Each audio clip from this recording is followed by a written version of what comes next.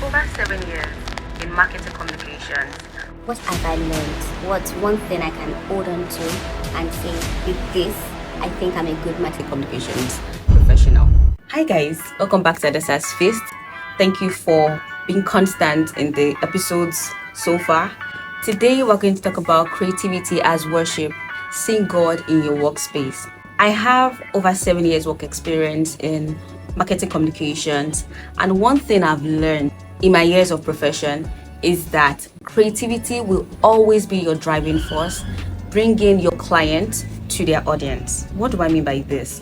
When you get a brief from your client, when you distill the brief, when you strategize on the best way to really sell your service or product, whatever it is, to your target audience, creativity is always going to be that seasoning or that topping that will bring the client's ideas, message to the target audience.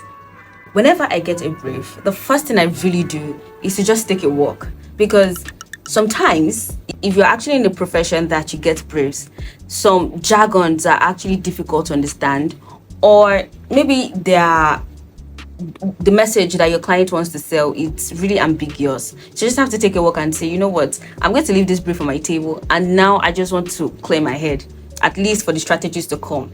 So when I take a walk, one of the things I do is to get plugged. I either get plugged or I just take a walk or just do another task entirely. And by doing this, I just tell God that, God, this particular client wants to do this, and these are the things I think can actually work to deliver the message. But again, you have the best ideas. I mean, you created the whole world in 6 days. So what do you think I should do? That's where my conversation with God starts. And as I go back to my desk to come up with best ideas to really sell the message, because I've taken time to take my gaze off the brief and to focus on myself and God, because I see God as the most brilliant person, right? Or the most brilliant deity. God helps me to come up with the best ideas to sell the message. So now I'm in the strategy room, my thoughts, my team, sometimes just myself, and my notepad. And the messages or the ideas I have at the end of the day, it's really mind-blowing. Like, trust me, they're really mind-blowing. And that's because I took time to step back, to digest the brief, to ask God how he wants to go about it. And God just telling me the best ideas to sell the message. Creativity as worship is a way of you taking your gaze off your problem, like the brief, taking your gaze off the expectations of your client, and telling God that, God, you just minister to me. Tell me how you want me to sell this market. Tell me how you want me to sell this message to the people that need the message. And then I get the best ideas. I then present it to my CEO or my clients, as case may be. And most times I always get a round of applause that these ideas are really good, and the execution process, I buy into it. So after I've gotten an applaud or a thumbs up from my client, I then bring these ideas to life. That's my phase of execution.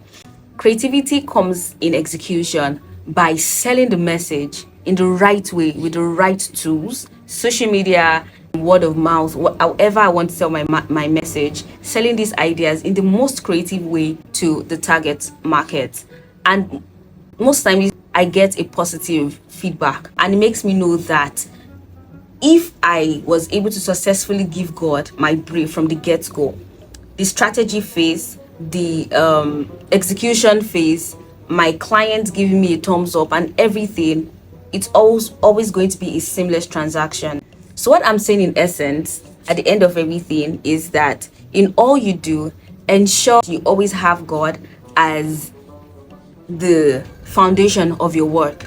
You tell God what you want to do, but still submit your creativity, still submit your ideas to God, because God is the Alpha and the Omega, is the beginning and the end. So he knows everything. He knows the things that can actually captivate your audience and retain them, making them not just potential buyers or potential users of your service or your product, but that become your loyal customers, your loyal buyers. So all in all, trust God that He's a smart God, and trust God He wants the best for you. Till next week, don't forget God loves you. Don't forget to be constant in your relationship with God. And know that God loves you so much that there's nothing you can do about it. Bye. Hi guys, welcome back to Hadassah's Feast. Thank you for being with us also in this journey.